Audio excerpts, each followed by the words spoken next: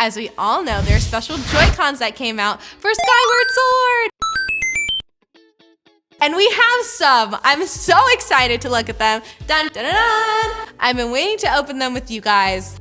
I'm so excited. It looks so good on the box. I'm hoping these are like the actual colors, because I feel like sometimes saturation on a box is always a little bit better because they want it to catch your eye. And I just love this shade of purple. Let's see, let's see. Ooh, packaged very nicely so it doesn't like. Oh, it's so satisfying. That is actually an even better color than on the box, I would say. I feel like sometimes when they put gold on like consoles or like handheld devices, it's always like not the right color and not really like metallic. This is actually really metallic. Even the purple has a really nice metallic sheen to it. And you can see there's like a tiny little Triforce sticker at the bottom. Yeah, everything feels good. The buttons are still the same as like the normal Joy-Con, I would say. I, at least from my perspective, do not notice any like giant differences. And if they did make differences, they should have made them more different if they wanted me to notice them. All right, next Joy-Con, are we ready? I see the wrist straps in here and they look really good, but I'm going to wait because I feel like we should do the other Joy-Con first. We have to eat our vegetables before we can eat our dessert. You said you'd do it. All right, eat it. Eat it! Ooh, this is actually a really nice blue too. I was worried about the blue because the purple looked really cool and I was like, I don't know, at least from the box, the blue wasn't doing it for me. But this actually looks really great. This looks really great and I really love the detail on both of these that they put in. You can just tell that they put a lot of care into it and it's perfect for Legend of Zelda fans. I feel like sometimes when you buy manufactured Joy-Cons instead of like hand painted or hand decorated, sometimes you can kind of see like paint like a little bit chipping off because they use maybe more like stickers or not, you know, a longer lasting paint, but all of this looks really good. There are no chips anywhere. It's just overall a great product. I said earlier I was worried that it wasn't going to be as colorful, but I actually feel like the blue looks a million times better than it did on the box. Like, look at that comparison. That is almost not even the same shade of blue. Only one side done and it already looks so good! Okay, let's do the other side. I'm covering it. I'm covering the pink Joy-Con. We don't need the pink Joy-Con anymore. We've evolved past the pink Joy-Con. This looks so good. Are you kidding me? I love this. Okay, I got so excited about how freaking good these look on my Switch. I almost forgot the most important part, the wrist straps. Now, you may be saying, Nicole, the wrist straps, that's the most boring part. Well, you haven't seen these. Look at this. Honestly, the only wrist strap worth having. Just kidding, please wear your wrist straps. Don't throw your Joy-Con through the TV.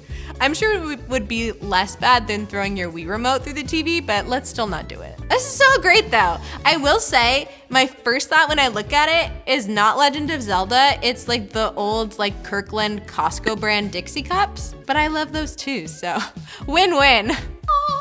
Looks so good. I'm gonna go ahead and say it. Other Joy-Cons, kind of lame now that I have these Joy-Cons. To normal Joy-Cons again. So good. I'm so excited to play. I can't wait. I'm gonna start playing right now.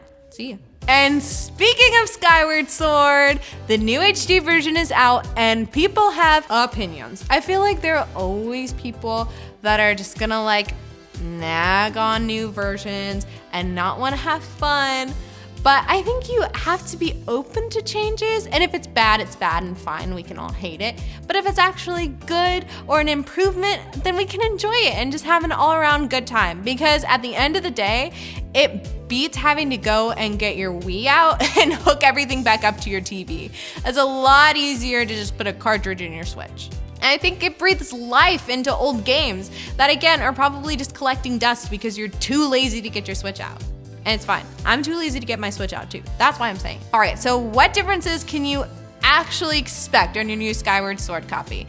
If you've been holding off to see what people are going to say, I've got the breakdown for you. So the first thing obviously comes from the name. This is an HD version, so you're gonna see things in a lot more depth.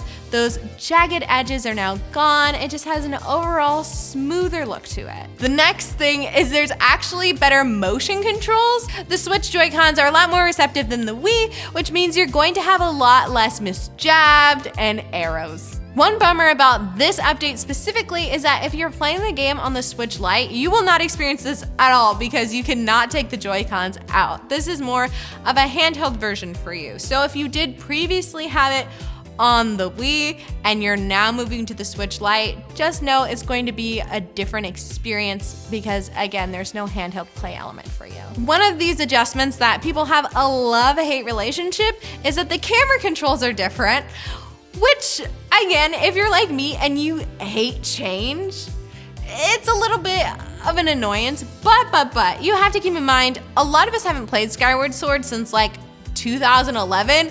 So a lot of us don't have that same muscle memory of the way the camera used to be. So it's an adjustment, but it's pretty easy to get used to it. There's also autosave. If you're like me and you just get so into the game and you like forget to save all the time, this is gonna make your day. All you gotta do is walk past the bird statues and your game will autosave. No more going up to the statue and having to click through the menu.